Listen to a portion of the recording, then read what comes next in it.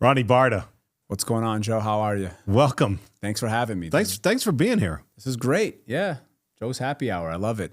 It's a pretty cool studio, huh? Yeah. Do we have to be happy for the whole hour? Yeah, for mostly, yeah. We're gonna have some bad beat stories, but that's all good. Yeah. We've yeah. known each other for a long time, both growing up in Boston. Almost 20 years now, I say, Yeah. right? Yeah.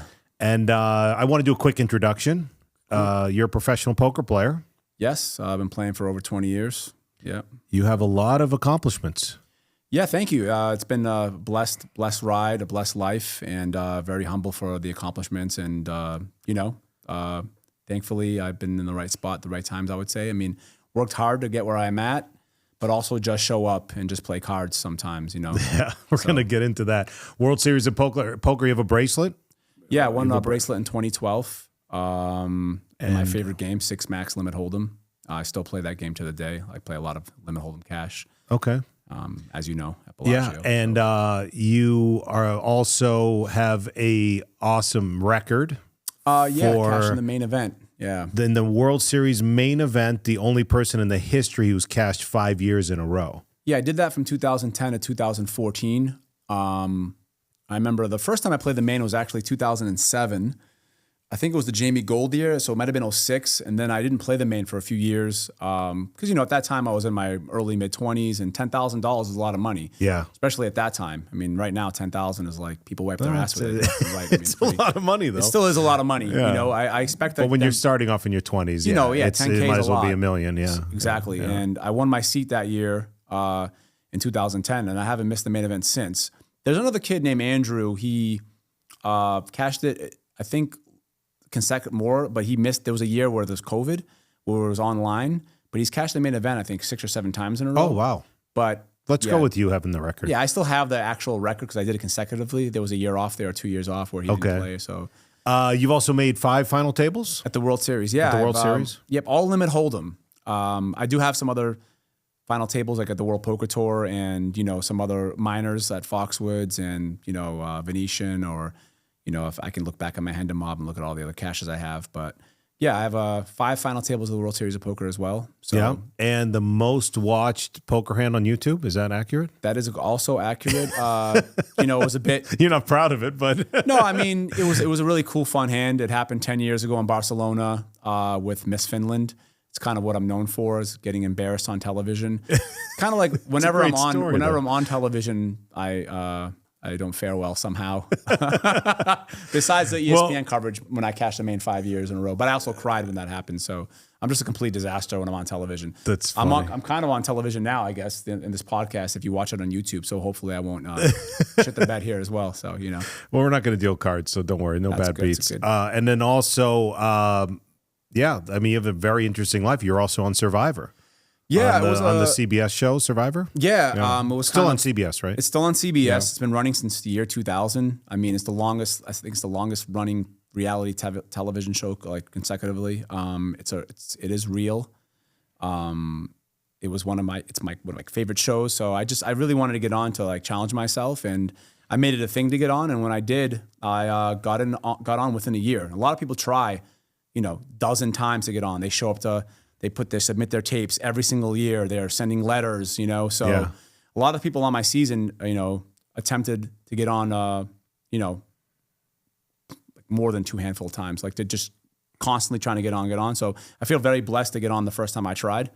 And but yeah, that's a whole other story. All right, we'll get into that. Yeah, that was just part of there's more to the intro, but that kind of sums up a lot of great highlights in your life. I want to start with something positive because I've never won a tournament. What's it like? What's the high of winning a tournament or a bracelet or a final table? I know there's a lot of emotions involved in that. What's that high like? It was definitely one of my high points in life. I would say top 3, when I won the bracelet in 2012, especially in my favorite game.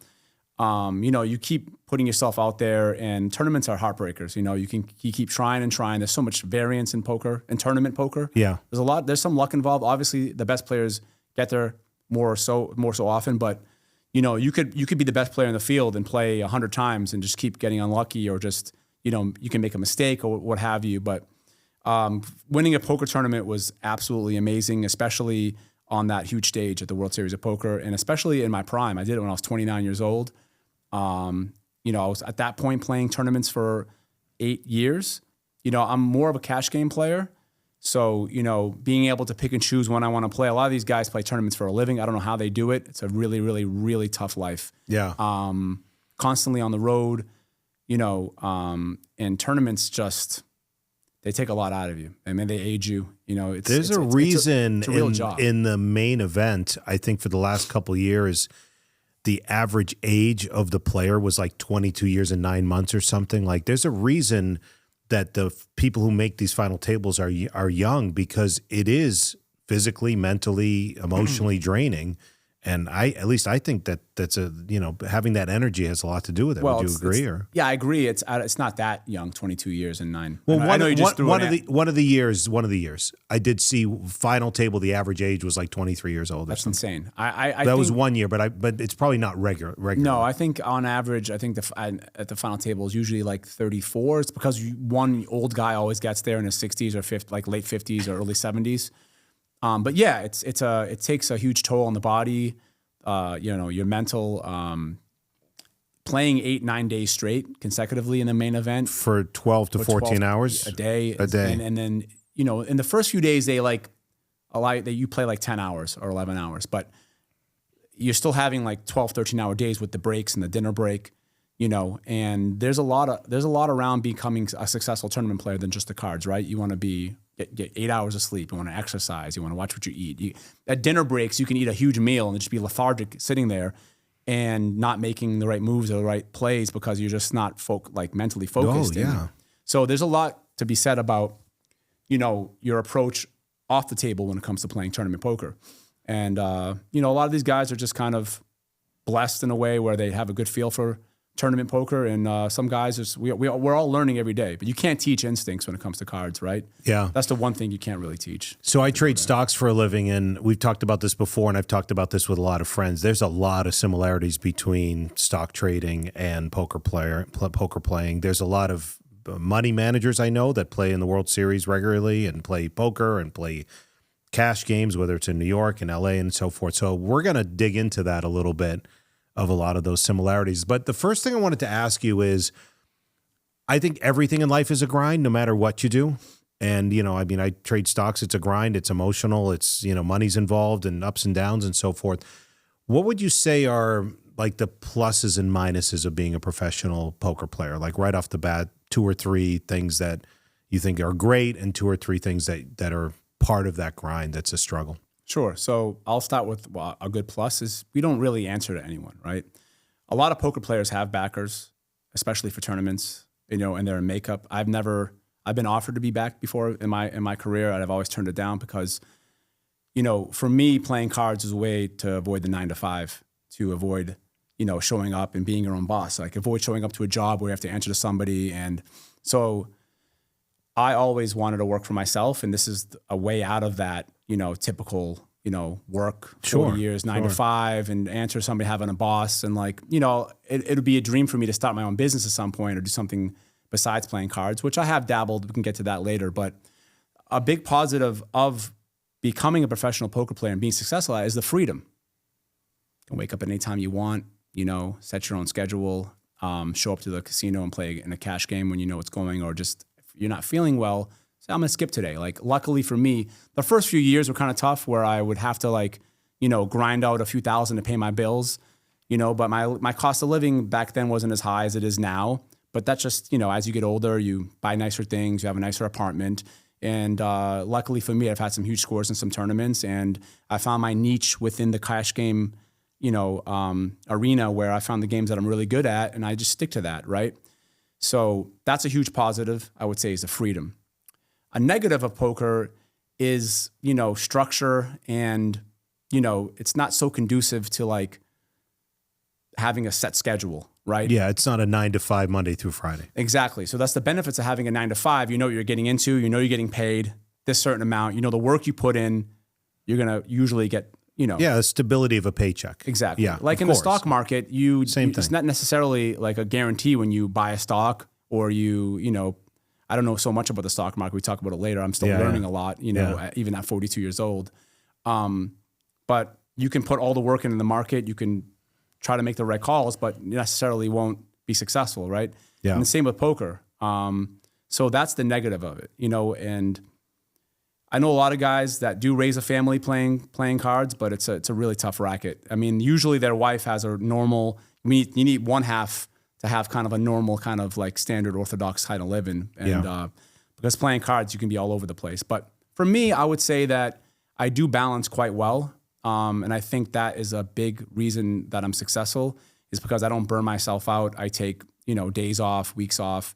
And I travel and I try to, hit the gym and cook for myself and do all the things. And a lot of guys burn themselves out because they don't treat it like, a real profession. And people just kind of try to do this for a living, but it takes a certain personality.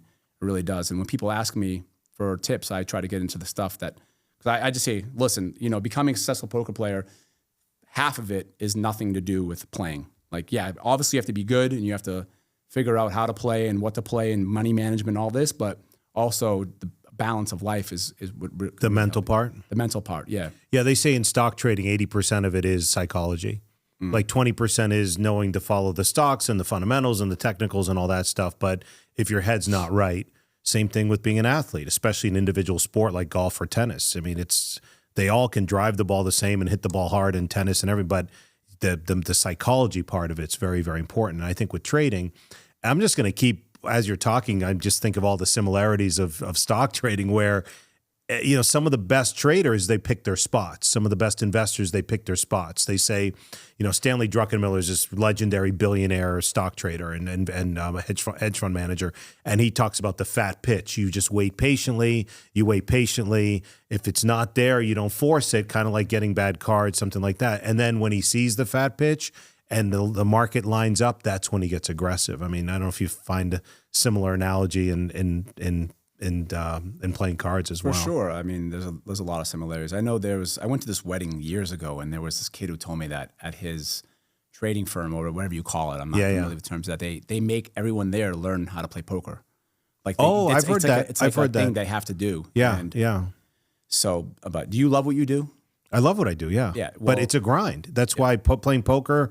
Yes, it's a grind, but trading stocks is a grind, and doing anything is a grind. I mean, especially if you're passionate about it, and I also don't like the feeling of just punching in, and because I like having that flexibility as well. But there's a lot of mental to a lot of this. 100%. There's a lot of mental, because if you have a shitty attitude and you're, we all have things going on in our lives, whether it's health and it's family and it's finances and it's, all sorts of stuff going on, that if you don't approach trading with a strong mindset, I'm sure you would agree the same thing. If you walk into the poker room with your head down, you can't bring your problems to work. And that's in any arena, right? Yeah.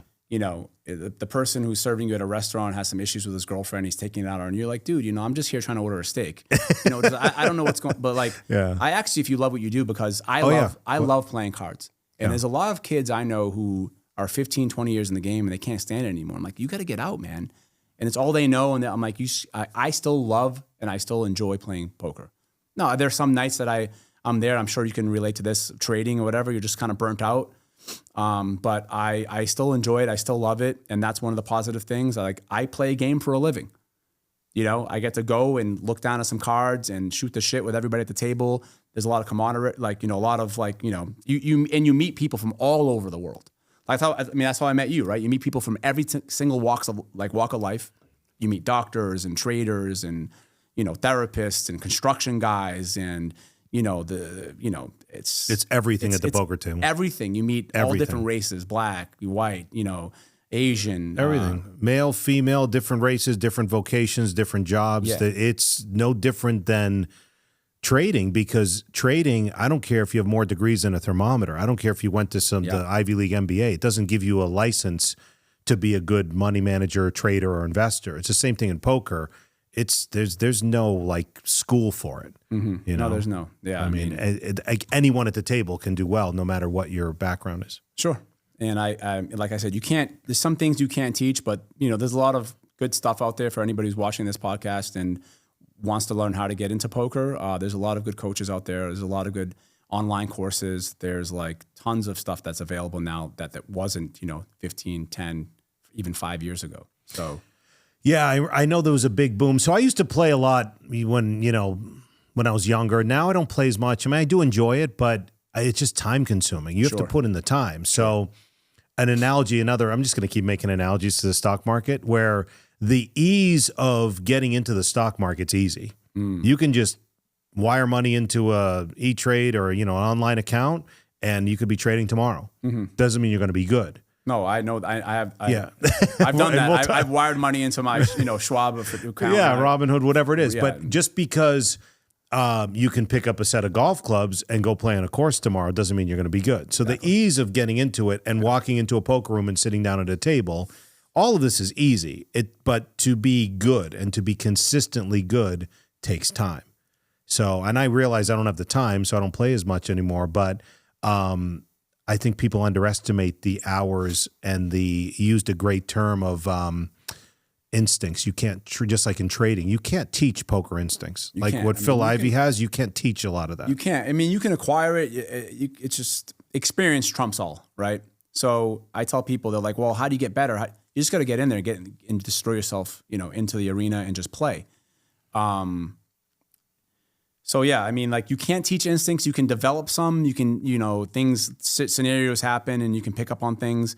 But it's just, learning people's, like, just getting a good read on people's emotions, and just picking up on little things that people miss. And tells are a thing. I mean, this is not really a thing in trading or whatever, right? But because obviously you're playing opponents, but at the poker table. So yeah, picking up on certain little things that people miss are a huge thing too. But you think you get that from, you can't teach instincts, but you think you can acquire it through experience? Yeah.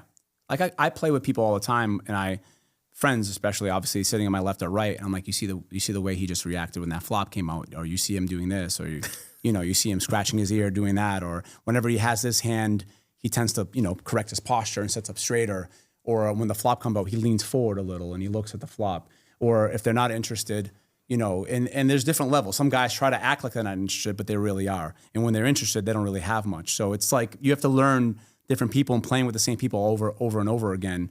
The Oreo cookies? Yeah. The Oreo cookies? Yeah, that's all. Yeah, same stuff. But that's like my biggest strength, I would say, in poker is, that kind of stuff, and just using, all the feelings and all the tells and the intuitive kind of sense. Street smart instincts. Yeah. Yeah. A certain level of EQ, I think that plays a huge part in live poker. Now there's a huge online, like the online realm is not necessarily my forte and my strength, because it's all fundamentals. It's all, strategy, and there's some timing tells with how fast they click their mouse, but how fast their bet's going and whatever. But it's all like, they use solvers, and they have HUDs, they call them, and you can tell how often somebody raises and how often somebody opens a hand in certain positions. And if you're not doing that, you're just a huge dog online. Yeah, it's actually one of the questions. So since you brought it up, I might as well ask you your thoughts on online poker, because I know with sports betting, I believe it's 39 states now it's legal, so people can just do it on apps and so forth. But that's different. You pick a side and you bet a game, whatever. But what are your thoughts on online poker? I mean, I think online poker it's very, very important for the growth of poker, because, it's bringing a lot of people in, especially during the pandemic. People were learning and playing online because they had nothing else really to do.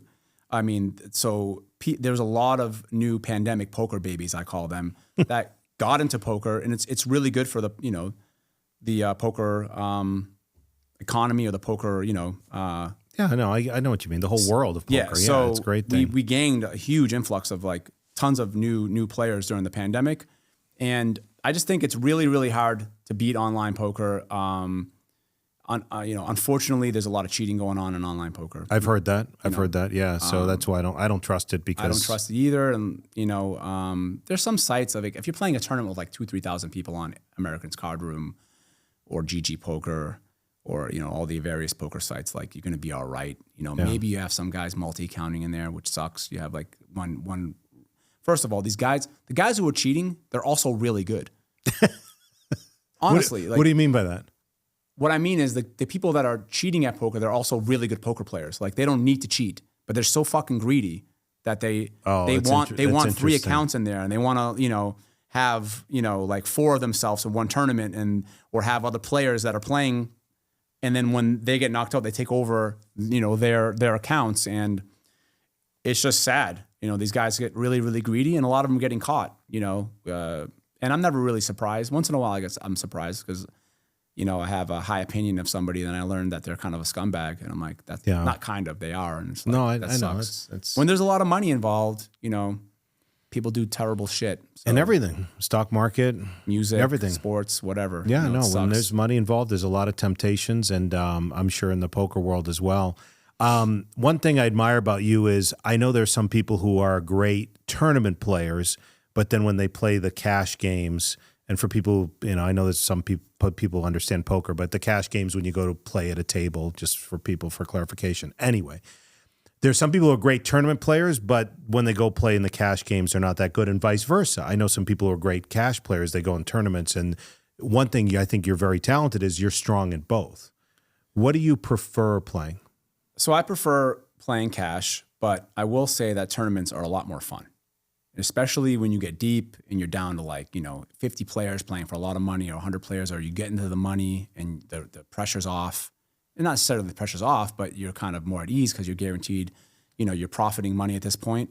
And, winning a tournament is like, to me, winning like a huge sporting event or something, or you're just at the top and you just beat a massive field of people, and at the end you're the last man standing, and there's nothing like it, right? Yeah. And getting at different points, juncture of the tournaments, and it's kind of like you see the same people that travel the circuit, and a lot of new players at different stops that don't travel. It's really fun, but playing cash games is definitely, for me, the place where it's consistent, and year after year I'm making money, and that's why I'm still doing this. I pick and choose when to play tournaments, and like you said, a lot of guys from the tournament realm really have a hard time adjusting playing cash, and vice versa. That's what I've noticed. Yeah, I think the cash game players fare more well in tournaments, because especially the no limit guys, because they're used to playing deep and they understand how to play like really, really like good.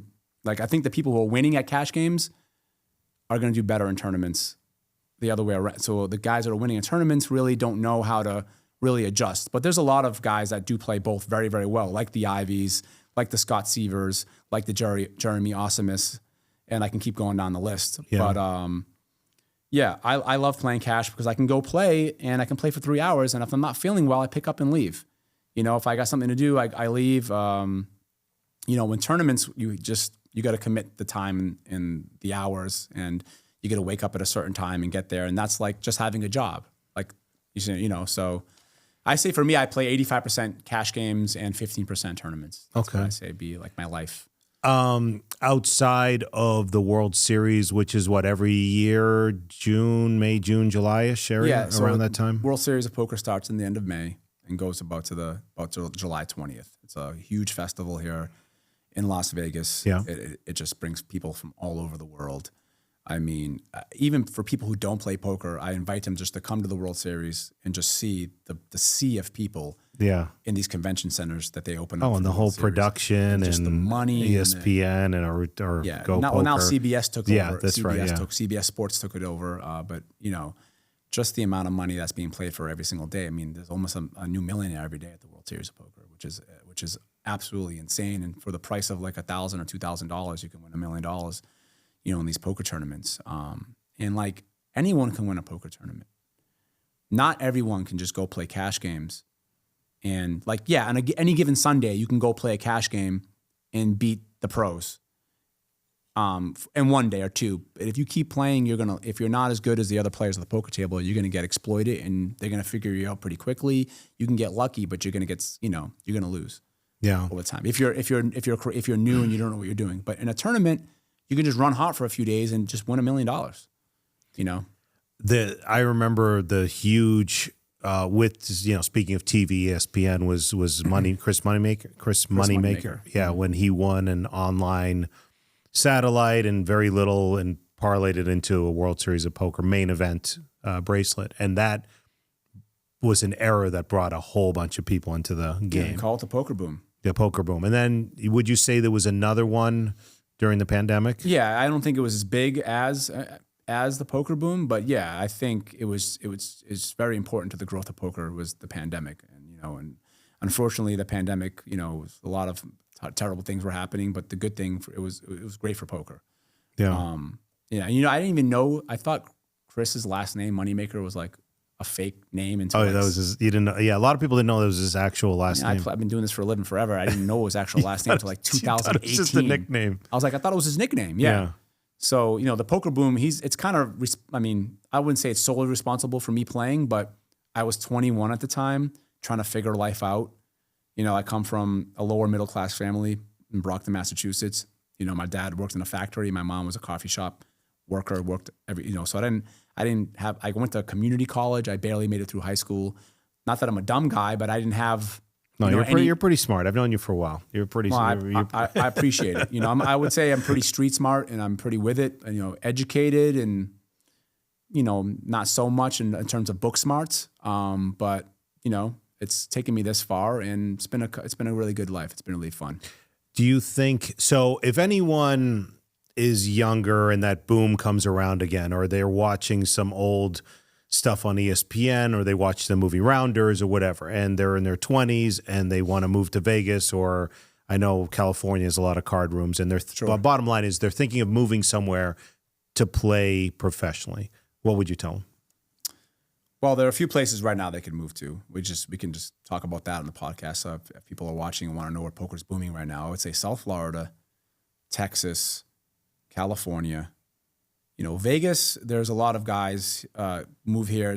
I would say the Vegas scene's a bit more tough. It's kind of like the weekend warriors come in, people are on vacation. You got CES, there's a huge convention. Yeah. When they're wearing the convention badge, is that when you just salivate and you're ready? They come in, World Series of Poker, the winter's cool out here, Super Bowl weekend, March Madness. So we have our times, but playing every day out here can be a grind, right? So you kind of want to live in places where people are doing normal shit and have normal jobs, like LA, Texas, South Florida. You said? South Florida. Okay. Where there's a lot of money and there's a lot of like people that they just kind of come in after work and are more that play more often. Like Vegas has this thing still. Like if you live in Vegas, you don't gamble, and people associate poker with gambling, right? Yeah. Most people do. Right. So most people who live here don't gamble, don't play poker. You know. So when you go to these other spots like California or Florida, you have a lot of normal people, or we call them recs, recreational guys that love the game and play, So to answer your question, for anybody watching that wants to know how to get into poker, I would say, first of all, don't quit your day job right away. I didn't. I worked at Sears Automotive when I was 18 years old, and I was playing in undergrounds in Brockton. First, I started playing like $5 sitting goes with friends. I was beating them. I was beating the people around me. Then I went to Foxwoods, and I had a fake when I was like, my name was Elijah Jones. That's a funny story. I'll tell you about that. But actually my name was Alaha Jones because a kid fucked up the Elijah part, but kind of fit because I look like an Arabian Night, so it blended pretty well. And wasn't that the same with Phil Ivey when he was playing at Atlantic City? Taj, he had Jerome. He had a fake ID, and then when he turned like whatever the age was it 18 or 21? 21. He told everybody his real name is Phil. Yeah, everyone called him by whatever his ID name was, and then he's like, "Oh, by the way, my name's Phil" or something. Is that a true story? It's a true story. His nickname was No Home Jerome. Yeah. So I used to work for Ivy. I was one of his Ivy League pros. Ivy Poker back in 2013 it launched, and I was one of his like 16 pros. So I spent a lot of time with Phil Ivey. Yeah. I have a lot of funny Ivy stories that I really can't share. Yeah. For his sake on this podcast. But he's an interesting guy, one of the most interesting people I've ever met.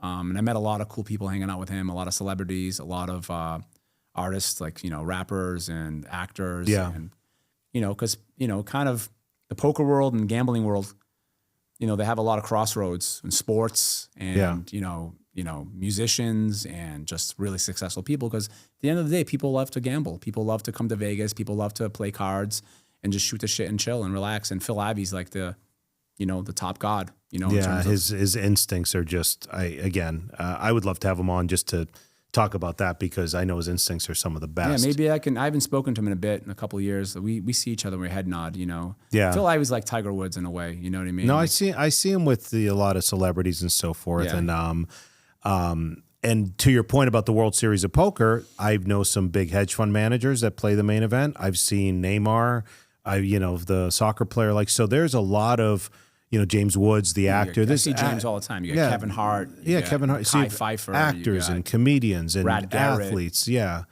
And business people. And I know some people who aren't popular, business people, but they're very successful people that come out to play. So they're just not known in the public realm. Sure, and a lot of these guys don't want to be seen. Like your Ben Afflecks, and your Tobey Maguires. They're playing some of these undergrounds, and the list goes on. I mean, there's a lot of really, really, really high successful actors and businessmen that don't want to be seen. So they love playing in the private games. Yeah. So go back to your question about. Oh yeah, sorry, we're already digressing. We're going off. People that want to learn and become want to do this for a living. I say, don't quit your day job. Playing games, even if you have the money. Like I see this huge mistake. It's one thing if you are really rich and you don't care about the limits you're playing, but those guys aren't doing it for a living, right? They're successful businessmen. This is for the guys in their early 20s that want to play poker for a living. Find a good day job and play part-time to start. Keep extremely good records and, get yourself in the right groups of people. Like, know who's winning. Pay attention to the people you're playing. If you're playing in Texas, we'll just say you move to Austin because the card rooms are great there. You have the Lodge in Round Rock. You have Texas Card Room that's like kind of south in Austin. You have a couple other clubs I'm not too familiar. My brother lives down there, so I know some of the clubs. So you're playing 1-2 no limit, 1-3 no limit, and you got a job, whatever it is, and you're just pay attention to who's winning. Try to befriend those guys. Get into group chats. Maybe get an online course on no limit cash or whatever, or PLO, whatever games you're playing. There's a lot of limit hold'em and limit mix games that are becoming more popular, like especially the mix games in the West Coast. But if you're living out there, I know in Texas they don't offer those games. Texas is straight PLO and no limit hold'em. Do you have to have a cowboy hat too and eat steak at the table? Or? Yeah, I think that's mandatory. That's a requirement. Yeah, and realize if you're making money, and don't mix your. If you're just not keeping good records, you're getting paid at your job. You don't know where the money's from, you'll know if you're making money, but just know how good you're doing on certain days or certain games, certain level. Like, don't move up right away if you're winning in the first. Just consistently win at a game you're playing, and be ready to move up when you know it's time, because the records show. How long is that time roughly? I know there's no right or wrong answer. I moved up, like stakes, 6 months, 6 months, a year. If you're beating a game constantly, then you just kind of like, you're not necessarily just jumping into the big and only playing that game. You can, like, if you're playing 1-3 no limit for quite a long time, then I want to try playing 2-5. So maybe on the good days that 2-5 is better during the weekends when people are coming in and don't play a lot of recreationals. Play then, and then you'll get more comfortable with bet sizing, because that's all it is, getting comfortable with the limits you're playing. Even for me, if I'm playing a 100-200 limit hold'em game, I'm comfortable at those stakes. But if you put me in a 3-600, I'm like, shit, it could mess with me a little. And like no limit hold'em, I'm comfortable playing 10-20 no limit. I've played bigger, 50-100, but I'm playing 50-100 no limit hold'em, and I have 10,000 in front of me. Sure, my decisions are capped because I'm playing, with only 100 big blinds. And for the listeners that don't understand that, I'm playing with 100 amount times of what the big blind is. So if the big blind's $100, I have 10,000 in front of me. There's not much decision there because I'm pretty short stacked. But once you start playing deep, when the bets matter, like if I'm playing a smaller no limit game and somebody bets $800 on the river, it's not going to really affect my decision making because I'm comfortable with that amount of money. But now if I'm playing in a huge no limit game and somebody's betting 10,000 on the river and it's for like my whole stack, and I have like a medium, it can mess with my reads and my ability to make the correct call. It's, going back to the stock market, it's similar to grow into the position size. So if you're buying 100 shares of a $30 stock and then your account grows, then maybe you can buy 200 shares of it and get used to it, because I think of it as percentage of your account, not, you can't keep growing your account and buy the same small amount. Like I think it should be, if you're buying 2% of your account into a stock, it should be 2% whether your account is 500 or 500,000. Sure. So the analogy again, sorry, I'm already digressing again, but I love this. The analogy though is grow into the stakes so that you're comfortable. Yes. Don't just put your whole account into one stock. Correct me if I'm wrong. So in the stock market, if you're trading or you're buying a stock where you're looking to move, like if you're swing trading or day trading, you're making $2,000 to $3,000 on a trade. Yeah. And you're comfortable. You're not just pulling out right away. But if you're like buying a stock and you're buying a huge amount and you lose, like, let's say, okay, this is where I need to learn from you. If you're like buying a stock and you're down like 3,000 or 4,000, you just pull out right away because you're not used to losing that much or that kind of swing. Well, it should be percentages. So I'll use an example. A friend of mine has $100,000 account and he'd buy 100 shares of the $30 stock. He grew his account, maybe put some money to 200,000. He's still buying the same 100 shares. He grew his account to 300,000. He's buying the same 100 shares. I said, no, it should be 100, 200 shares, 300 shares. Okay. Meaning if you're going to put 5% of your account into a trade, let's say on $100,000, just use round numbers, you're going to put $5,000 into that stock. Then on a $200,000 account, you should put $10,000 into it, the same 5%, because it's all percentages. So I don't know if it's the right analogy with poker, but if you're playing poker, you have to make sure you have you're not putting your whole bankroll at the table when you're playing, when you're starting off. For sure. I mean, a lot of, when I was, dating, I would tell these girls what I do for a living, and they say, like, aren't you scared you're going to lose all your money in like one day or something? And I tell them that I'm never risking more than a fraction of a percent. Same analogy. My bankroll when I'm playing cards. Fortunately, I'm financially stable where when I'm playing at a casino, I'm, winning and losing $2,000, $3,000 a day or $4,000 or $5,000 a day. It's nothing. So same analogy when it comes to trading. If you're trading to margin 3,000-4,000 in a day, or you can't just wipe out your whole 400 or 500K portfolio or the amount of money you have available to leverage or trade. Same with analogy. Whatever, correct? Yeah. So if your bankroll, again, round numbers is 100,000 to play poker, and you go with 2,000 or 3,000, at least if you lost that, you're only risking 2-3% of versus someone going with similar analogies. You talked about the mental toughness a little bit. I know Daniel Negreanu, he tweets out stuff about before the World Series of Poker, he's getting himself into shape, the sleep, the diet, and all that stuff. Can you talk about because that's the part I love, because that's also similar to trading, because I wanted to come back to that. And if you want to continue answering the question about someone getting involved in it and tying that into the other parts of besides bankroll management and, and playing poker. Yeah, I mean, are you going to have some guy that's smoking 2 packs of Newports a day, eating, fried food, and waking up in the morning and just, eating gross and not sleeping well, he can come in and win? Sure. But in the long run, the people that are taking care of their bodies, working out, exercising, getting the right amount of sleep, meditating, going on hikes, getting out in nature, being positive is a huge thing too. I know that sounds a little bit hippy dippy, but positive affirmation in life and just telling yourself, I'm going to win, I'm going to do well. That's not bullshit at all. That is 100% fact. Yeah, I'm in a group chat right now where it's a joke when we keep saying, oh, I'm not great. I have a friend, I'm not going to mention his name. He'll watch this, but his big thing is I'm not great. I'm not one of the great ones. I have to be great to win that hand, or I have to be great for aces to hold up. It's shitty. It's negative talk. There's a lot of negative talk, and I've been meaning to have a talk with him and be like, let's just call ourselves great now, and just like, we're gonna win, we're gonna do it because I'm reading a lot of books on like loving yourself. You have to tell yourself every day, I love myself. Wake up in the morning, I'm okay with myself. I'm all right. But yeah, so to Negreanu's credit, and to this is something that I've been preaching for a long time to a lot of people who say like, what do you do? I tell them, you got to take care of yourself. So the people that want to learn also, just take care of your body, take care of your mental health, and don't quit your day job until you're winning at poker and you're making more money than you are at your day job.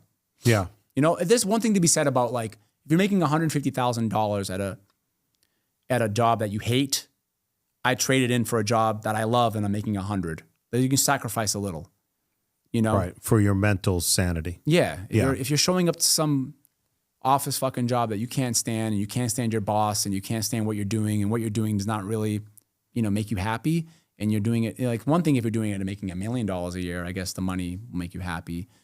So there's a trade-off, I tell people I couldn't go back to work unless you paid me, like 250, 300K a year. And it'd have to be something that I was like really passionate about. So that's the one thing of playing cards. Like, I'm very passionate about it. It allows me to help my family. It allows me to travel the world. It allows me to do what I want when I want, and I've been doing it for over 20 years, which is crazy. It's very impressive. That's beyond Thanks, man. impressive because, like I said earlier, everything's a grind, but same thing, stock trading. I know during the pandemic, you talked about nothing to do. There was a lot of people who opened up Robinhood accounts. Yeah. I was one of them. Yeah. I was one of them. So, and then when the correction came and the bear market came in 2022, a lot of people unfortunately lost 70 to 90% of their money but they were new to trading, just like in the .coms in the late 90s. They just, it's the cycle repeats itself. just over like in and the over. crypto situation. Yeah. People ask, Bitcoin's at an all-time high, right? It's 106. It was 106.7 today. Almost hit 107,000. And I had like 2 text messages from people like, how do I make money on this? And I'm just like, oh shit, this might be the top, But yeah. I mean, people get nervous, and when things are low, they pull out, and when things, are high, they want to buy. And it's just like, it should be the kind of the opposite. It's human psychology. Speaking of which, there's a lot of stock trading and crypto currency trading and investors and everything in the poker world. Yeah. There's a lot of people who are involved in that. Especially in crypto. I mean, you know more about it than I do. But the amount of exposure that early exposure that the poker world had to Bitcoin is insane. And I think a lot of people got really, really lucky because of that. Bitcoin, I met a guy named Brian Micon in 2005 on a Party Poker Millionaire cruise. And this guy was just weird, like a really interesting guy, like really cool, very, very, very smart. And I think in 2009, he created a site called, or 2010, Clubs with Seals. And this site ran on Bitcoin. And Bitcoin back then was $10 or something like that, a coin, or less. Or less, yeah. And he was telling me, so the first time I heard of Bitcoin was 2010. I still have the DM on Twitter. He goes, hey, I just cashed the main 24th place for like 320,000, my first big score. And I was getting, some notoriety. People were starting to know who I was. And I was like a fun personality back then. And, Still are. Yeah. I'm getting a little withered, a bit dusty. I'm looking at myself in this camera, I look like a Mongolian desert rat and what have you, quite oily. But yeah, he told me, like, he sent me DMs. He's like, listen, I'll send you a few Bitcoin, I don't know if it was 10, which added up to $100. Like, just give my site a try. And I was like, what's this digital?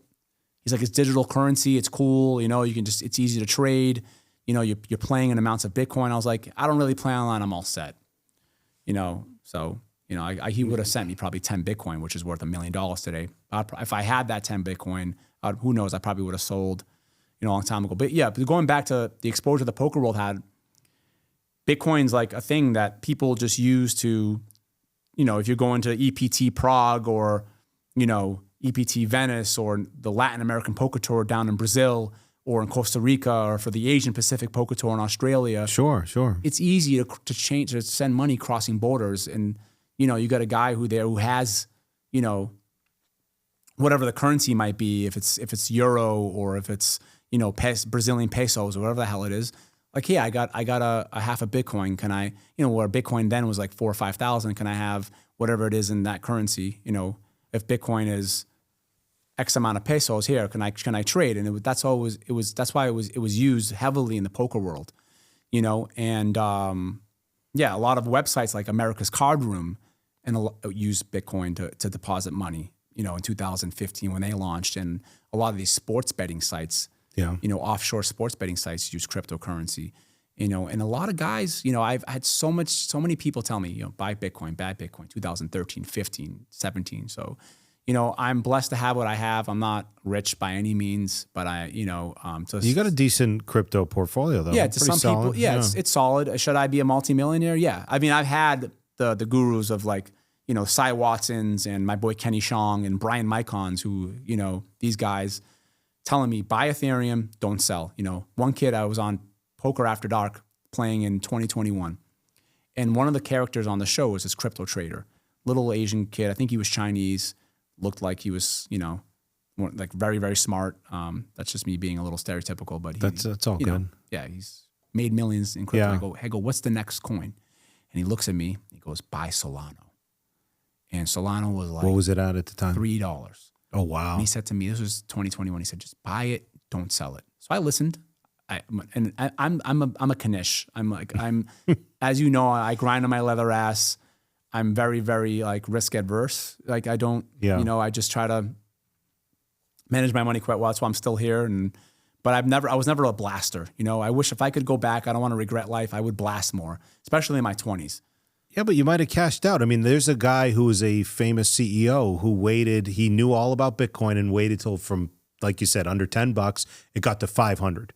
He finally bought a boatload at 500. And guess what? When it hit 1,000, he doubled his money and cashed out. Yeah. So my point is, even if you had such a huge position under $100, how does that not burn a hole in your pocket to say like, oh, this isn't like 10 grand, 20 grand anymore. This is millions. Because I know people in the poker world who have bought condos and basically are retired because they put a concentrated amount early in Bitcoin and they've cashed out. And if they stuck with it, they'd probably be worth tens, if not hundreds of millions.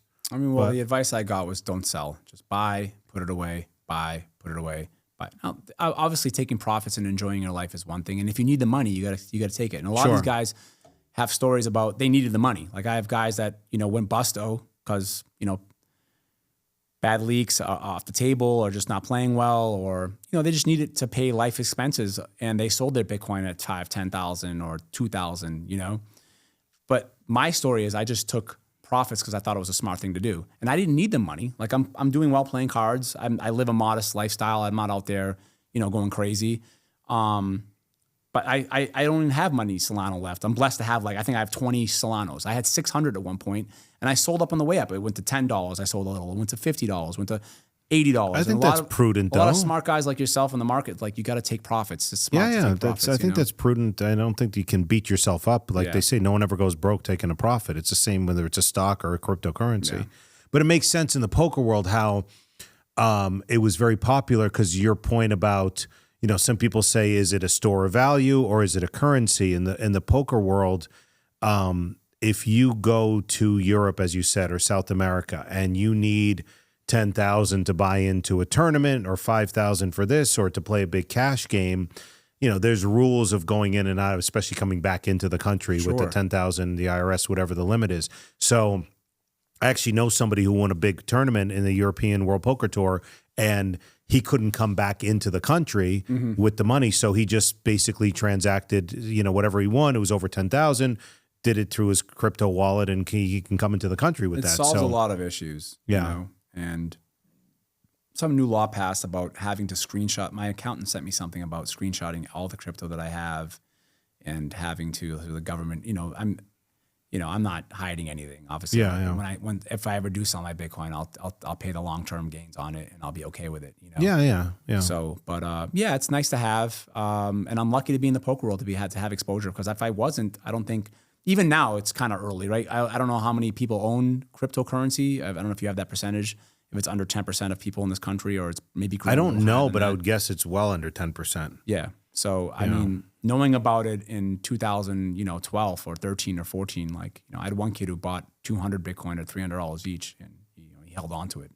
So he's doing okay. I ran into someone who bought like a $3 million penthouse, and he's a professional poker player. And in my head, I was like, I didn't want to say you're not that great of a poker player. How the hell did you afford this? I didn't want to say it to him, but it's one of those, I politely said, oh, did you win a tournament? And he said, no, it's all from Bitcoin. It's one of those things, having high conviction of Bitcoin and just being like, I'm sticking with this, I'm holding on to it, and, being, buying at the right time and just never selling. And, that's something that, I can look back at and wish I did as well. And, you look like it's a huge missed opportunity, but then you got to just be like, I'm blessed to have what I have.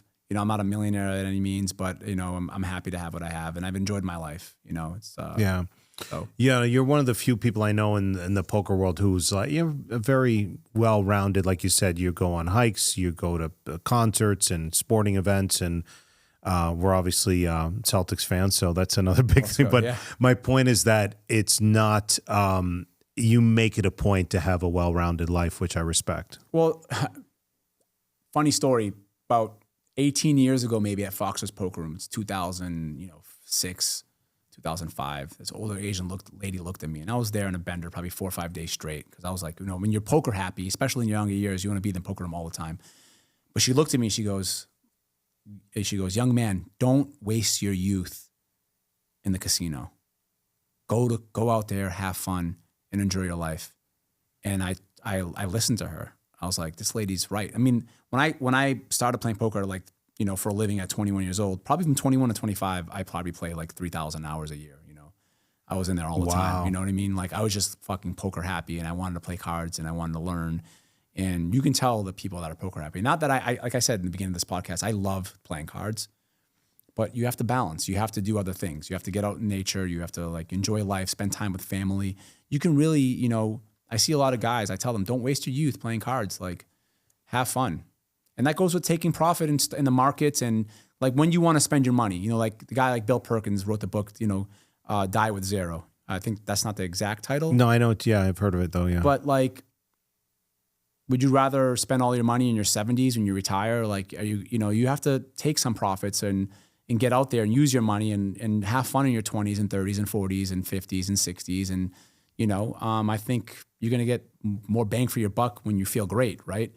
You're going to be, obviously 70 years old is not as old as what it used to be with the advance in medicine and how people are taking care of themselves and what have you. But I really feel like, using the money in your prime is important. Yeah, there's the old adage, work hard now and enjoy it later, but why can't you work hard now and enjoy it now as well? Because one of my pet peeves in the stock market, there's an occasional 3-day weekend on the holidays. There's like 10 or 12 holidays, your July 4th, Memorial Day, all that stuff. And I know some people who hate long weekends. And again, to each their own. I just think you absolutely have zero life when you're like, because if you had a regular job and they give you 2 weeks vacation, do you say, I hate 2 weeks vacation? No, I want to work all 52 weeks. Same thing in the stock market. You get a long weekend, it is mentally draining, and I don't want to stare at my screen all the time. And they're like, no, like in trading places, turn those machines back on. Like they can't wait. They're like, I don't want a Monday off. I want the market to be open. And I said, okay, are you a junkie or I'm passionate about it, but you got to take some time off. Yeah. It's a pet peeve of mine. And again, people can do whatever they want, but when they are like sacrificing their health and their relationships and their lives just because one fucking stock market day you want it open again, I'm sorry. You need help if that's how you think. I think when you take that time off and you take a look from out looking in, you make better decisions too when you have time to reflect on your decision and your choices, trading or what have you. Just being constantly in it, you can get burnt out and you can just make, right? That's what applies in poker too. Like, I take some time off and I come back fresh. I'm just going to be playing better. Yeah, that guy Stanley Druckenmiller, who I referred to before, and he's, I don't know, whatever he's worth, 12 billion, whatever. One of the best ever, because what made him the best was his consistency in the stock market. He talks about having the patience and discipline is what separates him from other people, because if you are that junkie and you need to play every hand of poker and you need to trade every stock you see and you need to trade every single day, that's a surefire way to go broke. That's a surefire way to like ruin yourself mentally. But he says, he's like, I said in an interview recently, he's like, look, I'm a junkie. I can't get away from the markets. And I'm like thinking of one of us. I'm like watching this billionaire saying he's a junkie, but it's controlled junkiness, if that's the right word. He's like, when I don't see that fat pitch, I might play with 100 shares instead of 1,000, just using round numbers. Sure. So it's kind of like saying, okay, I'll play a lower limit game if you need your fix type of thing. But when he sees that fat pitch, instead of 100 shares instead of 1,000, he might go 10,000 shares when he sees that angle. But what separates him is that emotional control, that patience, that discipline to not trade every day, to not play every hand, and to wait till not only till the conditions are right, but to your point, mentally. I've had my worst days when I've had issues off the table, if it's relationship issues or not feeling well health-wise, physically. And I've played on days when I get bored and I shouldn't, and we have the liberty to play when we want, especially when you're not risking it, you're like you're risking a small fraction of your bankroll, you don't have to play. And I would say if I could take all those days back where I just forced myself to play, I would have 2x the amount of money I have now. It's very 100%. Interesting. That's a great point. Where like I would imagine in your place, you have to like kind of, show up for your people that you're, working with. And like when you trade, you wake up every day and you trade, right? I don't know if you're making, if you can enlighten me and educate me. Were you making better decisions when you're feeling better, or are you 100%? But the stock market doesn't close, and the poker room doesn't close. Yes, sure. There's hours, but my point is, 2017. So the average year, the stock market on average for the past like 50 or 80 years has a 14.5% correction on average during the year. It's just normal to have about a 15% correction intra-year. 2017 was a rare year where it didn't correct more than 3%. It was like the chart was X equals Y. It was straight up. The market was up over 20%. Sit back in your rocking chair, no volatility. 2017, it went straight up. My friend lost 35% that year. Interesting. And you know why? He was going through a brutal divorce. And he was like trading, like revenge trading, revenge playing poker, whatever. He was like going through a brutal divorce, hated the market. He kept shorting it. He kept betting against it. He's like, fuck this. He was like, I'm like, you're not in the right mental state. And there was the market's just like poker. The market's not easy, but it was a fairly easy, low volatility, straight up year. And he lost a lot of money. That's insane. Because instead of the market being up 25%, think of the opportunity cost, he lost over 35% because his head wasn't straight. Yeah. I mean, I find myself playing cards and just like not just feeling over antsy and my nerves are high and I'm not checking my ego. I'm not humble. I'm trying to run people over. I'm trying to push the envelope, right? Like your friend, he's pushing the envelope in the market's just like, fuck, I'm doubling down. I'm shorting this. I'm doing that. I'm doing this. Instead of just, methodically making the right play and just taking a step back and everything that we're speaking of now. So those crossovers in the poker world and in investment world, I think are quite not only just don't force it, don't do anything until your head's straight. Exactly. Like yeah. I've taken 2 months off and gone to Thailand, and ate vegan and meditated and cold plunged because I needed to, and I've done that. I love that. I've done that 4 or 5 times, in Bali or Thailand, or I go to Israel, or I go to, Europe or what have you. And I think it's very important. So, poker's, and again, that's another thing for poker players. The big positive is being able to see the world, especially for tournament players, because there's tournaments everywhere. You can go on hendonmob.com right now. You're like, you know what? Fuck it. I want to travel. And you can see what's going on in the month of January. And there'll be festivals in Asia. There'll be a festival in Australia. There'll be a festival in Europe, South America. And you could plan around that festival and be like, wow, I always wanted to, see the Great Wall of China. So I'm going to go play this huge tournament in Macau during this time. And I'll plan to see the Great Wall a week later. Or I want to go see, Buenos Aires, and there's a tournament in Uruguay which next door, I'll go to Argentina after. Or I want to go, right, as a Jewish person, go see, Auschwitz in Poland, which I haven't saw yet, but I'll play a tournament in Berlin. And so there's a tournament series in Marrakesh where my mom was born in Morocco. I want to go do that. So like for me, I can always compete and see the world. Yeah. And as a trader, you can take your laptop anywhere. Yeah. Pop that bitch open and trade wherever you're at, right? Yeah. It's like you can trade it from anywhere. You can be a nomad and trade. I hate trading East Coast hours. Oh, really? Yeah. You like waking up early? I either think the best thing is to trade on the West Coast or Europe. Okay. Because the 9 to 5, 9:30 to 4 is East Coast hours. I'd rather, when I'm out on the West Coast, get up early. You're done at 1 o'clock. It's still light out because at 4:30 with daylight savings in the East Coast in Boston, New York, it's already dark. It sucks. I like being done at 1 with sunshine. That's nice. I think European hours are the best, where it's like that sort of 3 to 11, like swing shift. Yeah. You can wake up at the crack of noon if you want. You can go run your errands. You don't have to worry about rush hour or whatever. And then if you want to go out at night, that's fine. And in Europe, they eat dinner at like 11 p.m. Yeah. So I think the East Coast hours for the stock market sucks. Some people don't have a choice. But to your point, you can trade from anywhere, just like you can play poker. I was going to ask you, outside of the U.S., what's some interesting places or favorite places you've played poker? I would say Aruba. is one of my favorite places to play. I actually run a tournament there. I help run a tournament. I wouldn't say I run it, but I'm like their ambassador of the island. And I've been going to Aruba since 2005. It's the nicest Caribbean island by far. It's very, very safe. It's the water, the temperature never changes. It's 80 degrees every single day with a slight breeze. We run tournaments at the Hilton down there on Palm Beach. It's absolutely amazing. It's the Netherlands has like it's a country of theirs. I don't know if they still colony or something. One of those whatever.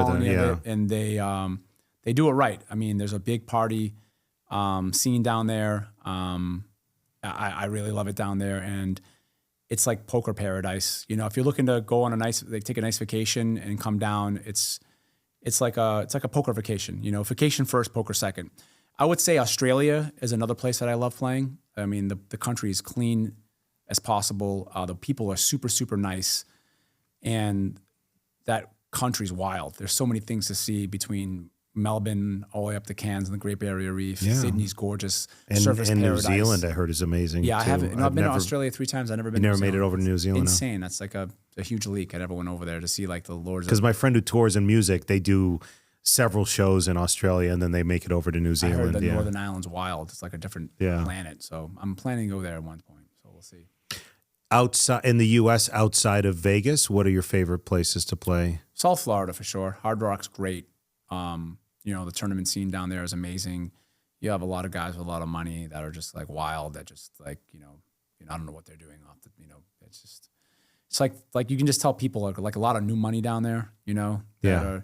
That are like in California has a lot of old money. So like Florida, you have a lot of these guys that you don't know if they're selling keys of cocaine or whatever. Or retired businessmen, or retired from selling cocaine. Yeah. So, but it's Florida's. I love South Florida. I love the Hard Rock. It's great down there. Yeah, I would say that's probably my favorite place to play in the States is South Florida. Okay, and then in Vegas, your favorite card room in Vegas? Bellagio. I just have this it just has this really cool nostalgic feeling of, you see all the pictures of Ivy and Doyle Brunson, who just passed away last year, rest in peace. And like Chip Reese, and you still have Chow Chang who walks around smoking cigarettes in the corner. And his picture's up. And it's where I play all the games. I do love the Encore and Win because it's just really ran well. And everybody's like, I feel like the ugliest person at the Win whenever I go in there.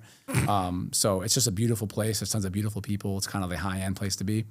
But I do love the Bellagio. It's my favorite place to play. I really thought you were going to say South Point was your favorite. South Point's just cool. Because the average age is 108, so you feel good about yourself. Yeah, you feel young in there. But yeah, South Point's a really good local room. They still do it. I'm just kidding. I know the 3 people have internet access, and if I run into them, they're going to hit me over the head with a cane. Like, what are you making fun of our place?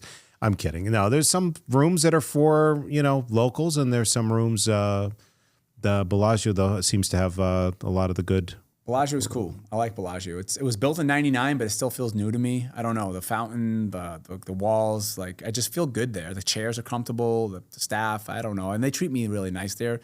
A lot of people hate playing there because they feel like it's like they favorite locals. Or maybe they do. I don't. They just I know all the dealers, I know the staff, and it's they treat me well there, and I really like the Bellagio. That's awesome. Yeah. Anything? Can you beatbox for us? I haven't in a while, but sure. I mean, it's something that one of my friends is like, get him to beatbox because I know you're. Another talent of yours. I love music. I don't know how good this mic's gonna pick it up. I'm not Rozelle or Dougie Fresh, but I would probably maybe the better beatboxer in the poker world. But yeah, sure. I'll give you see if you can name the song. Give us a little.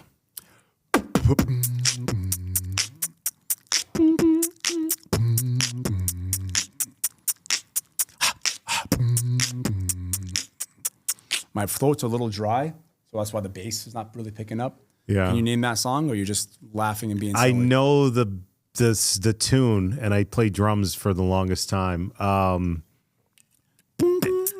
It's not. It's like on the tip of my tongue. My voice is really not. The bass is not. No, Ready for Action. That song. It starts off. Yeah. That's the song. I forget the name of the song. I like the way you move. Yeah. Yeah, that's great stuff. Outcast. I can do a lot of different beats. I like to sing. I was, outside of poker, I love music. I always wanted to maybe get into acting. Had some health issues lately that kind of kept me away. So I'm just focused on getting better and better. I don't know, due to stress or due to my lifestyle. So another negative thing of playing cards, you're always sitting down. As much as I run and as much as I work out, same as trading, sedentary lifestyle. They say sitting's the new smoking. Yeah. So I always tell poker players, get up every half an hour. But that's why I smoke while I'm sitting trading, because it offsets. Sure. It's offset. I'm kidding. Get up. You gotta stand up. I make it a point to get up, stretch, stay hydrated when I'm trading, because you can sit there and you're right. It's make it a point to get off your ass once in a while. So I try. This has been a lot of fun. This has been great. I feel like you have, like, you're holding, but not holding back, but you probably have like a million amazing stories. I have a lot of stories that would leave people's mouths wide open about my childhood, about growing up, about a lot of crazy shit that I've seen in the poker world.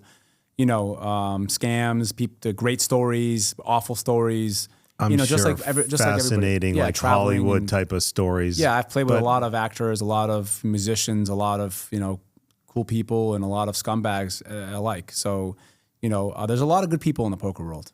There's a lot of good human beings, and just like in any realm, you're going to find scum and you're going to find great people. Same thing in the trading world. I have some amazing friends and some I want nothing to do with. So that's why I love you. I've always, I've got a lot of respect for you, and I appreciate you, and you've been, a positive person in my life. I can say you and your brother have been really positive, and it's been great knowing you over the last 20 years. No, I appreciate it, man. Thank you for having me on your show. This has been awesome. This is great. I appreciate the conversation. Hopefully we can do this more than a part 2 and part 3 with some other stories. Maybe I can bring in a higher. I'm like a B-class poker celebrity. You're very well known in the poker world. The poker world, but I'm like B- poker world. But yeah, there's some A guys like the IVs and then the Granus and the Helmuths and all of them. Maybe we can get them in here. Yeah, we can fun. I'm sure we could talk more. I love the analogies of the stock market, trading, poker, because I can think of 500 other ones. So, 2 years from now, they're going to be asking me to get on your show. Do you know that Joe Fahmy? Yeah. His podcast is fucking amazing. Can you get me on? Like, listen,